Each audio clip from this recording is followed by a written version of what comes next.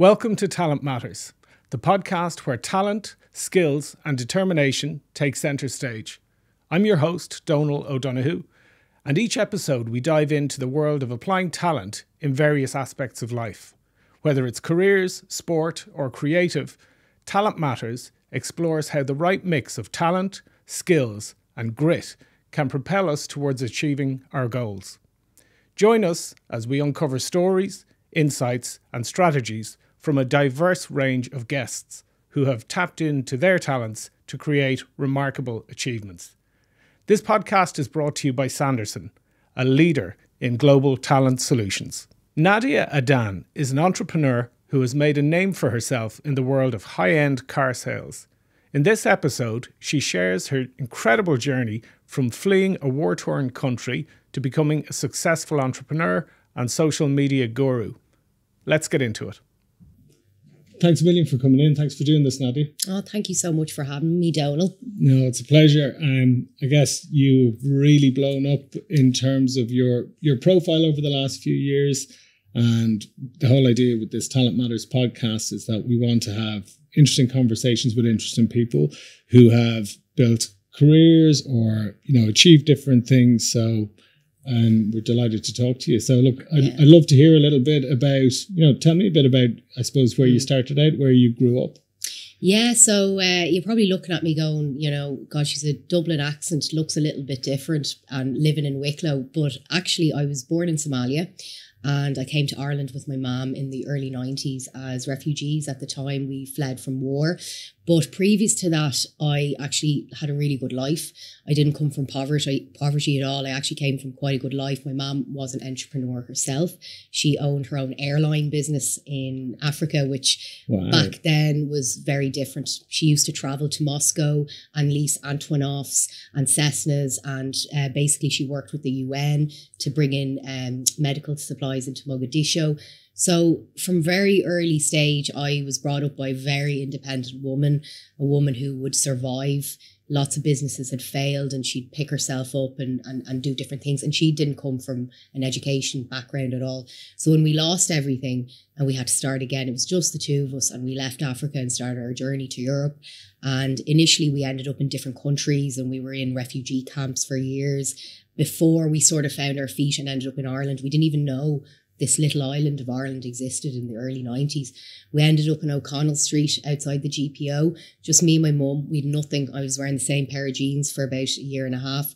And we asked for asylum and we were in sort of what the equivalent now of direct provision was back then. It was a little bit simpler back then. And we were in that for about a year and a half. And then as soon as, we got vetted and everything like that, we got the papers, Mum went straight to work. So she came from being a very high class lady in her life and a really high life to starting again, having nothing. So she just got any job she could. She worked in a factory packing boxes. She worked in the pub cleaning toilets. She, stuff that she had to do to put food on the table. Yeah. And the one thing she really battered into me was education. And she says, I want you to have a good education. That's all I want, because if anything ever happens in life, you can fall back to an education, something she didn't have. Mm-hmm. So when she would lose a business or she would fail, you have to start again. You can't just go find another job or whatever. So that's something she really, really forced into me at a young age. And I was the complete opposite of that. I was a little terrier. I was out running around. I wanted to do my own thing. Did you didn't enjoy want to school? study. No, yeah.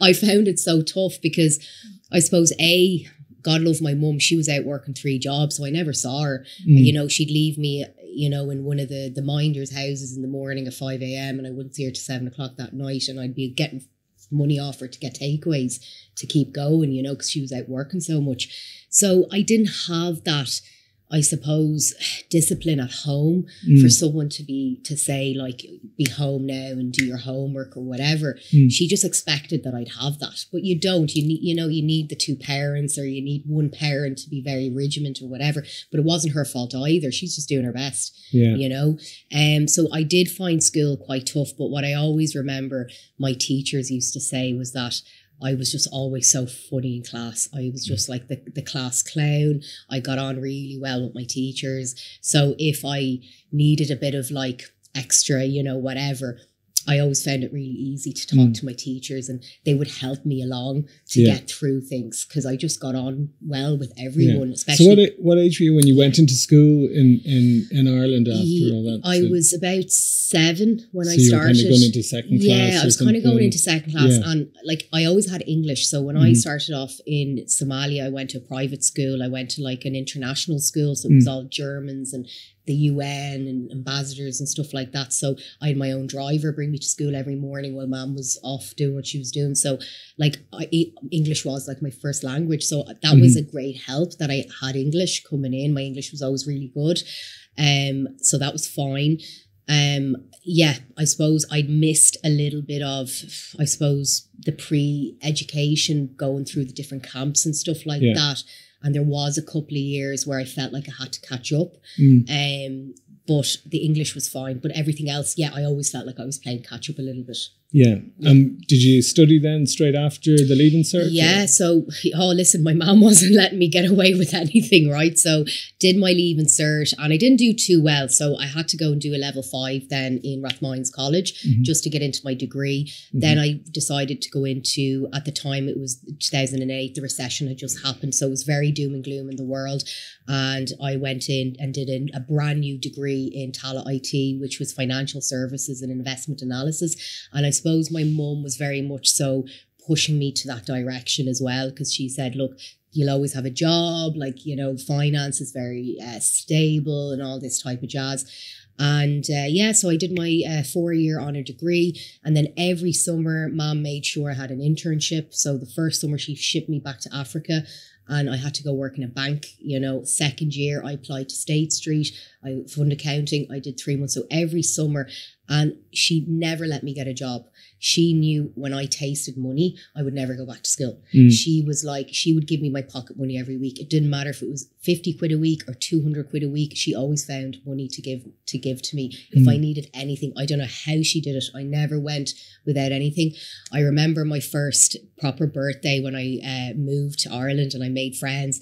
She rented out the whole of McDonald's in Tala and got me an outfit at Marks & Spencer's. I don't know how she did that. I look back now and go, that cost £700 for the day. You were working packing boxes. How did you do that? But I never, genuinely never felt like I missed a thing with her, So she sounds incredible. She is. And I get emotional, I suppose, speaking about her, because I know what she's been through, but she's very resilient, and she's a great woman, and it's not all doom and gloom. She has her own interpreting company here for the last 20 years, and she's number 2 in her field. Wow. So she does very well for herself, but anyway, that's another story for another podcast. Another story for another day. But I'm sure she's really proud of you and everything that you've achieved. Yeah. So sorry, back to you were saying school. So I finished my degree, and then I was like, great, I'm done, I could start working. And she was like, no, you're going to do a master's in Trinity. And I said, hang on a second, Mom, I want to start working and make some money. And she was like, no, you're doing a master's. So she literally physically dragged me up to the dean's office in Trinity, knocked on the door and said, you're taking my daughter. And the dean was just looking at us going, oh, it's not really how it works, And she goes, will you talk to us? So we went in, sat down, and we told them our story. And, she says, I want to do this master's. And the master's, finance master's in Trinity is about 22k. It's really not cheap. And she didn't have all the money. So she had to do a bit of a payment plan and stuff like that. But I did it. So I did my master's in Trinity. And then after that, I got a job, and it was an interview that had gone around the whole class. And by far, I was not the smartest in the room. I got through everything, but I wasn't A's and B's. And there was a lot of really intelligent people in the master's. It was a master's of finance, but there was an interview coming around as an equity analyst role. And it was the first time this company had ever taken an equity analyst. So it was a very small team. They're asset manager, but really prestigious asset manager. And 68 people went for the interview, 4-round interview from my class, and I got it. Wow. Yeah. So that was sort of the start of my life in the financial world. Yeah, incredible. Yeah. And what did you gravitate towards? Because this whole kind of idea with this Talent Matters podcast is we look at talent, we look at skill acquisition, and we look at grit. So when you think back on yourself during your teenage years, Where would you have identified your early talents? What kind of subjects and what kind of things did you gravitate towards? Yeah, so I think the one thing I was always good at was connecting with people and talking to people. It didn't matter if you were a CEO or if you were a homeless person on the street. And because I'd seen both sides of life, I could connect with anyone. So, and I think that's one thing that people don't put a lot of weight on, but actually it's the most important thing, is knowing how to talk to people, how to connect with people. And it's the same now when I'm selling cars. That's the first thing I establish, is a connection with my customer. Where is the middle ground? And by then the product sells itself. So that's a huge thing. And I always had that. I don't know why I had that. Maybe it was a survival thing that I had to have that, because I was being put into different scenarios all the time, and I just had to new situations where you've got to survive and you've got to win. I've got to get on with it, you know. And also I saw my mum, she was a bit opposite to that. My mum's very regiment. She's very black and white. She comes from a different culture than the Irish culture. So she wasn't like that. And I suppose I was maybe overcompensating and being overly friendly and stuff. Do you know, if she came across a bit like that, I'd be like, oh, you know. Yeah. So I think that's what, and English, I was good at English.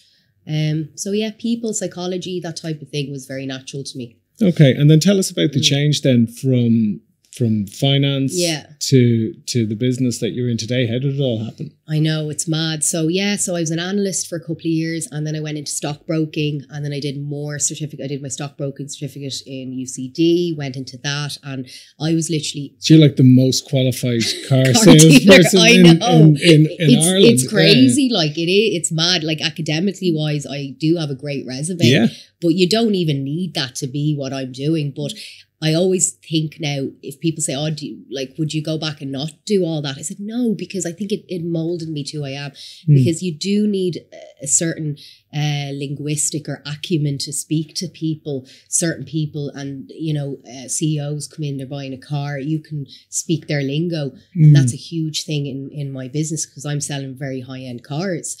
So I know what's going on in the market. They're talking about, you know, I'm always like, not that I would be as into it now than I was when I was working in the industry, but I would know what's going on in the market. I would know what's interest rates doing, what's the newest trend in financial markets or whatever. I kind of, in the background, I know stuff. So I'd be able to pick that up with customers and talk to them. And that applies to lots of different industries, whether it's builders coming into me, plumbers, you know, electricians, CEOs, anyone, you know. So it's that kind of connection as well through that. So so how did it all start then? So how did it all start?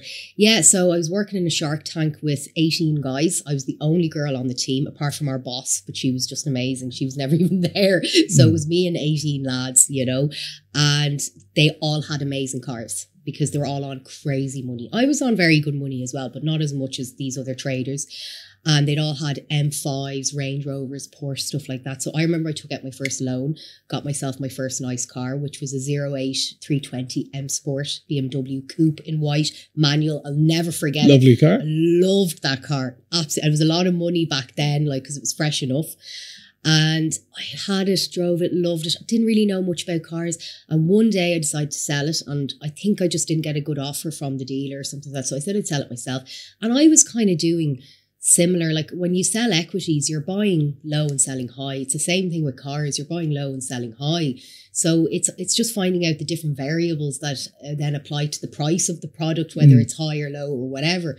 So I just decided to sell the car, met a guy in Tesco at lunchtime, sold him the car, made a couple of quid, and I had the best crack ever. And I think it was that moment where I was at a time where, look, I was doing well in the job, but it wasn't my passion. You know, I didn't like having to get up at 5 a.m. and go work for someone else all day. I was exactly like my mom, but I didn't know I was. I wanted to do my own thing. Just didn't know what my own thing was. Did you always know that you'd work for yourself? No, never. I always had this like, I know it sounds terrible, but I just felt awful going into work every day. Not that I didn't like the people who I was working with or what I was doing, but I just felt like at the end of the week, I was like, what am I doing all of this for? It doesn't matter. I don't care if I'm making 200 grand a year. What am I doing all of this for? I just felt nothing. Yeah, disconnected from it a bit. And I think as well with finance, I felt a disconnection. I was always trying to find a connection with the job I was doing. So if I was analysing a company to invest in, I would straight away spend all my time looking at the brand of the company, like, you know, the nice bits, not the boring bits of like doing models and doing the evaluation of what that company should be worth, you know. So I was always gravitating to the nice bits. If there was conference calls to go to, I'd put my hand up. I'll go to London. I'll do that. I'll go talk to the investors. I'll go talk to, I want just to be out of the office. Human connection, isn't it? That engagement piece. So like, but a lot of people, you know, will sell a car privately rather than trade it in because they know they'll make better money. But how did it transition from that first private sale of a car to was there a light bulb moment, or did you think there was? So I had done it a couple of times. So a lot of people, when they start off buying and selling cars on the side, you know, you have to do a few on the side and also have your own job, because you're not at that point to make that full jump yet. You still need to depend on your monthly salary. So I was doing it you know, like 1 or 2 times, and then I'd buy a couple of cheap cars and do that. And then I just got to know people in the trade. And so there was all this work had been done years before Ashford Motors and Instagram and TikTok. People think I just came out of nowhere, but actually years and years of work. And then it got to a point where I had to make the decision to jump with my couple of cars, and I'd built enough capital in those few little cars, or not be able to grow. If I stayed where I was, it wouldn't really be able to grow. And it did. A light bulb moment came where I just wasn't happy doing what I was doing. And I knew I was taking my eye off the ball to put a lot into this.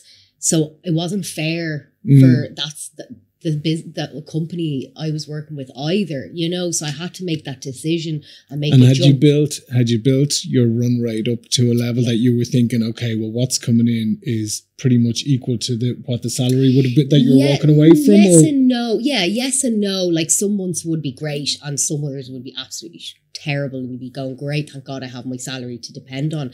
But I knew it was a risk that I had to take, that I wanted to do properly and not just do it on the side of the road. Like I was meeting customers at Circle K, I was meeting them at Tesco's, I was meeting them at the pub and selling cars from Dundee, sometimes meeting them at the house. So like I knew I wanted to get a site or get, you know, something. I wanted to get it up and going and actually have it properly run like a business. So just before the pandemic, like literally it was like January of 2020, pandemic happened in March of 2020. I said, right, that's it. And quit my job, took a lease out on, it was just a yard initially, like nothing else.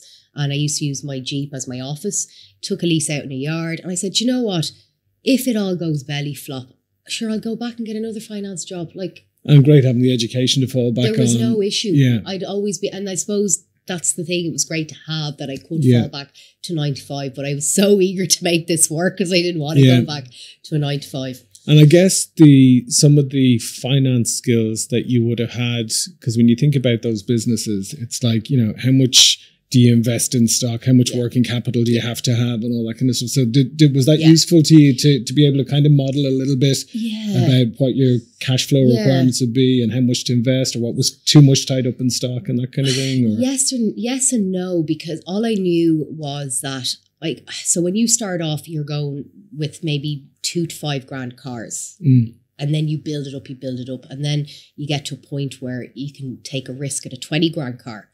But you sort of need that brand behind you to sell 20 grand cars, 40 grand cars, 50 grand. No one's just going to rock up to some randomer in a yard and buy a 100 grand Lamborghini off them or an 80 grand Bentley. So you start off small, and because my overheads were really little, like my yard wasn't expensive. So 1 car a month would cover the yard, and it was just me. And then you're flipping, and then obviously I contracted out my mechanic and my valeter, so they weren't working for me. So a car would come in, it needs to be valeted. You'd know that's going to cost you 150 for the valet. If it needs a service, that. So say you'd work in prep of about 500 quid per car, and then you'd make, you know, whatever you're making, €1,000, €2,000, and then out of that you pay your rent once a month.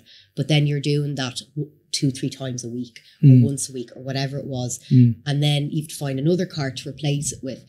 And then it got to the point then where it was I think it was September 2020. So basically it got into the yard, just started dealing, pandemic happened, lockdown, what am I going to do? I'm going to, like, no one can come out to look at cars. How am I going to sell cars? But actually the pandemic was the pinnacle to how Ashford Motors blew up, because I was forced then to go on social media and be the brand of the business and say, hi guys, like, come look, I've got this car, that car. So I just started going in Instagram, TikTok. And then, so the pandemic was really the catalyst, I think, that, you know, pushed the business to go on social media. And I think it pushed a lot of businesses. I think it broke a lot of businesses, but it also made a lot of businesses. I don't think with the pandemic I'd be who I am today, or Ashford Motors would be as well known and as good of a business as it is today. Yeah. And what was the transition from doing the kind of the bread and butter cars, like you're saying, the cars that everybody buys, to then building the brand of those kind of luxury cars? Yeah. So exactly that. So I built kind of a portfolio, and then I said, okay, I took a risk on a Bentley. It was like a 08 Bentley, and I think I paid 30 or 40, which is a lot of money. A lot of money. And I sold it on Instagram. Just put up the ad on Instagram. Girl got onto me on Instagram, sold it on Instagram. And I was like, oh, thank God, because you don't know if you're going to sell a car. Like the thing with those big cars, they can sit for 6 months, they can sit for a year. So that's your capital tied up for 6 months. Whereas you could be turning a lot more. Like you could have 5 little micros you have less profit in them, but more turnover and more volume. But again, it's what do you want from your business? Do you want to be a volume business, or do you want to be a margin business and have a really good solid brand? I always knew from day one, I didn't want to do vol. I didn't want to be, you know, a big garage that was doing 100 cars a week.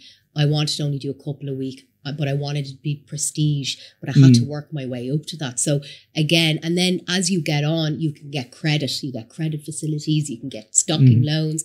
I built good relationships with main dealers, with traders who give you cars on credit. So that takes a lot of time to build that trust in the trade. And I had to like build that trust for years before I was getting any of that. So I had to just like graft. And then all of a sudden banks are throwing money at me. And you're like, great, finally I can buy more stock now and go into more premium brands as well. Cool. Yeah. And then in terms of developing the social, because the social media presence that you've built is huge. So tell us a little bit about that. Like, what was the process like? Yeah.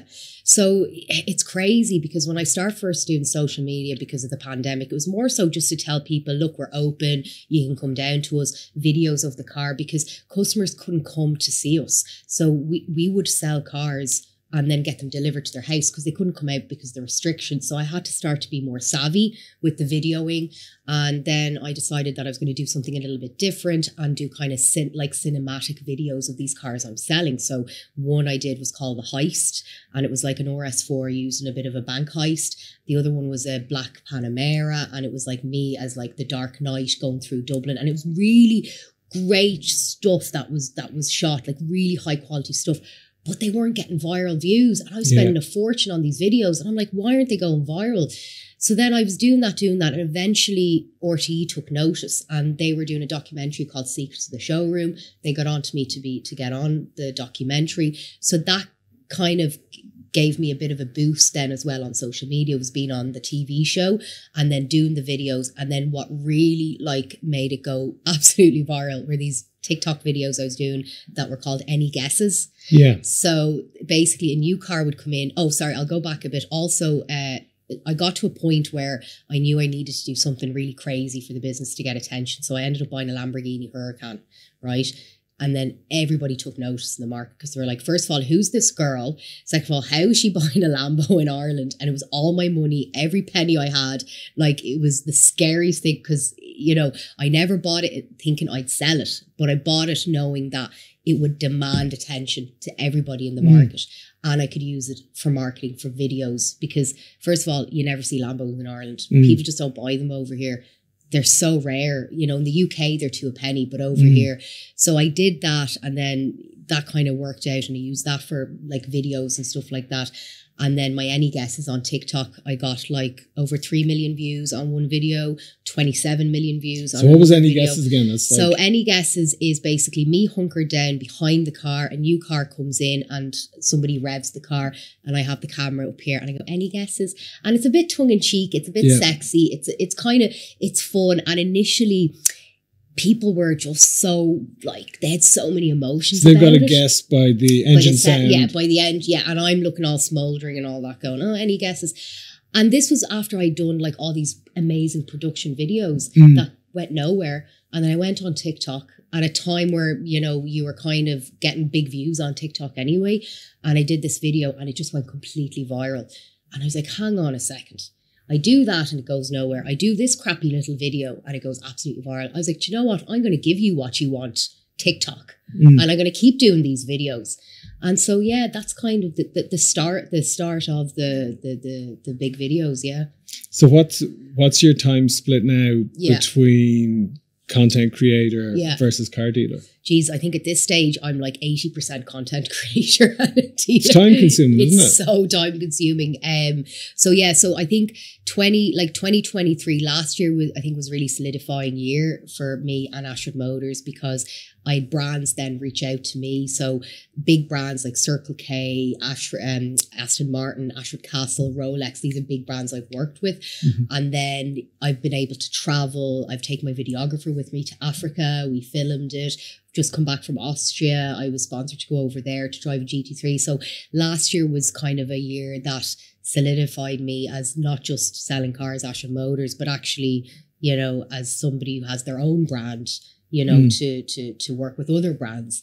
And that was always confusing to people at the beginning, because they're like, we can't really hire her because she has her own business. And other garages couldn't sponsor me because then they'd be seen to be sponsoring Ashford Motors. Yeah. But so it's a personal brand you've built. Last year I had to split it. So that's why I had to just kind of go, you know what? Yeah, I'm here talking about my cars, because at the end of the day, that's my bread and butter. That's my money. That's my salary. That's my business. Yeah. But I had to split as well. And so I changed a lot of my socials to just Nadia.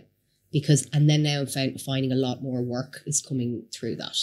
Very good. Yeah, but it's hard.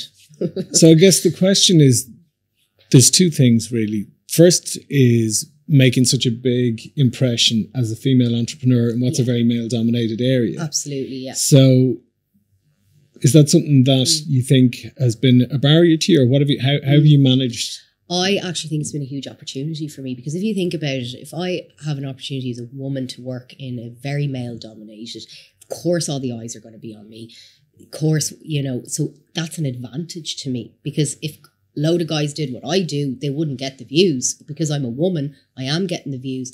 But it's not also about the views, it's also about the business. Like, you can't just do crazy views and expect, you know, to do well, because you have to have the product and the service behind that as well. So I always made sure, and I went above and beyond. Cars were always good. They were always prepped right. The photos were always good. I didn't want anyone to be able to say anything about me, about my business, and they have not been able to in the last 4 years. I looked before we went live today as part of my research. I looked up your Google reviews. 5-star Google reviews. Like 190 5-star Google reviews. And they're genuine. They're not like AI generated or anything. No, that's incredible. And like, so there's a real focus on quality. There's a real care about what you're doing, and the customer is right at the heart of it. And even at times where it's hurt me, that I've gone above and beyond, or I've been let down, and you know things haven't gone right or whatever.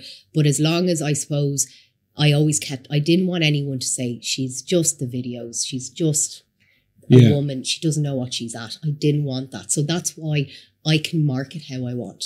I can be controversial. I can do PR stunts. I can, you know, make myself look silly. I can take the piss out of myself. I can do all of that to get the views. Yeah. But when people go behind that, they go, okay, hang on a second. Her cars are amazing. Customer service is amazing. Google reviews are there. I'm SIMI. I have everything right. Do you know what I mean? So they can't attack the business. Yeah. And people, trust me, you know yourself. People would only love to be able to drag you down or to find a reason. And I know I'm on that pedestal, so I actually have to be extra careful. Yeah. Now, look, we're all human, and I make mistakes, and I have made them in the past, but I think I always put my hand up very quickly, and I say, look, I've screwed up there, you know, and people are very forgiving, and we're just human at the end of the day. What's been the toughest point or the closest point to failure for you professionally? I remember there was a time where I was doing my videos in the office, and I just applied for SIMI, which is the Society of the Motor Industry. It's, you know, it's like chartered accountants. It's like you're part of this group, and like, you know, you're You know, it's like the badge of honor. Yeah. Exactly. So I'd applied for SAMI, and when you apply for SAMI, it's not just you get it. You have to go through, tick loads of boxes. You have to have the right insurance for the premises. They come out and look at the premises. They look at your books. They make sure you pay your taxes. They do that you're right. You're above water. You have everything right. And it's a long process. And I remember somebody had, and I was just getting the answer like that day or that week. And somebody had commented on one of my TikTok videos, just come out of an SIMI meeting, and there's talk going around the whole motor trade that you're letting down the good standing of the motor trade with my videos. And I remember I went to the office, I closed the office, and I bawled my eyes out because I actually thought that was a true statement. And I actually thought, like, I'm not going to get SAMI now because of my videos, after me doing all the hard work and upgrading the insurances and stuff like that and doing everything. And I just remember going, what am I doing? Like, oh, this is ridiculous. And I bawled and bawled and bawled. And then I got that call. I got the call that evening to say I got it. Wow. And I actually said it to the guy. I said, I got it. I saw a TikTok message. And he goes, no one said that, like, you know. Yeah. But it was just that somebody, it was obviously a troll who'd made it up. But I was waiting for that answer. So I thought it was true. So that was a really kind of a moment kind of that just said, actually, do you know what, Nadia, you're doing something right, and there are going to be people out there trying to say things, and you can't listen to them. You just have to keep going. Another time was when I was starting my videos, because when you start anything that's different in life, you're going to get pushback from everyone, and especially, like, I don't want to say like my male colleagues haven't supported me, because there's been so many that have supported me. And even through my calendar sales, I just did a calendar for Christmas. Like, I sold worldwide. I sold to loads of garages. I couldn't believe the amount of people that bought my calendar. But there was a couple of garages and a couple of dealers that I heard were just tainting my name everywhere I went, because the customers would come and tell me, so-and-so said this about you, that said you're just tits and cars, you're actually nothing more, and all of this. And I was like, so I had to kind of just keep grinding, keep proving. Like, for a man, maybe he would have to prove once. I proved 5 times. So there was that was a bit like, I have to keep going. But then my gift side was I have the attention. I have the best platform in the country. People ring me now. They want me to sell their sports cars, whereas they would have gone to other garages that are around 20 years. I'm around 4 years because I have that platform. So I'm also acting like an agency as well, like an estate agency for selling really high-end cars that I don't necessarily want to buy into stock and take the risk on. But yeah, I'll sell it for you and take a big commission out of it. Do you know what I mean? So I have different models now that I'm doing, and I'm an only by appointment garage, boutique style garage. You can see all the videos of the cars online. So I heavily invest on social media and the digital side of things. So you've re-engineered. Yeah. And that's the thing, I suppose. Like I said to you at the beginning, you know, we're thinking about with this podcast, we're thinking about talent, we're thinking about skills and grit, but actually the two things that come to mind when we talk is like courage and innovation. It's like you haven't just accepted the way the business works, you've re-engineered it and improved it. And like there's a real sense of innovation there. Yeah. So like to me, when I look at your career and what you've done, you're a real marketer. Yeah. You know, and a marketer of yourself. I knew about that, you know? Yeah. So no, that's brilliant. So what's next? What's the future look like for you? What are your goals? 5-year goals. I haven't a clue.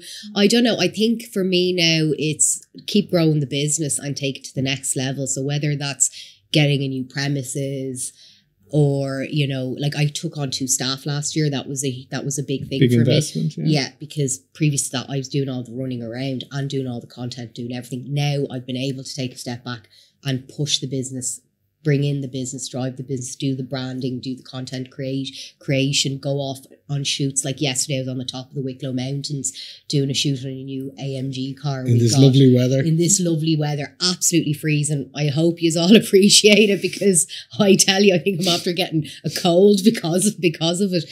But you see, it's just even that, like, you know, and that will take a day. So yeah, this year I've had a couple of companies reach out to me. I've had a real estate company reach out to me from Spain. They want me to go over and sell £20 million houses for them and do videos. So I'm trying to just work that out at the moment, how it'll work. And for me as well, I'm very picky with who I work with, because I'm not short of a few bob. I'm not like you're an influencer where that's my job, that's my income, so I'm going to do everything. I would rather not do it if it's something that's not going to align with me or something that's not going to bring me up to another level. Like, it's not that I would do something for free if I thought I'm going to get something out of this in terms of like it's going to bring me up a level, you know, or, you know, stuff like that. But other than that, I'm very picky with who I do work for. It's a hell of a story. It's a hell of a story. And I think it is great to see somebody that's come and built something and innovated. And I think what you've done so far is brilliant. And we're looking forward to seeing what the future holds for you. So thanks for doing this. Thanks for coming in. Thank you so much. And I love your studio. Thanks so much. And hopefully, you know, I'll be back into you in next year or something like that. And we look forward to it. Thanks so much. Thank you. It was great hearing from Nadia. To find out more about her, you can follow her on Instagram at Ashford Motors. And if you enjoy the podcast, please follow us on Instagram and subscribe to our YouTube channel at talentmatters_podcast.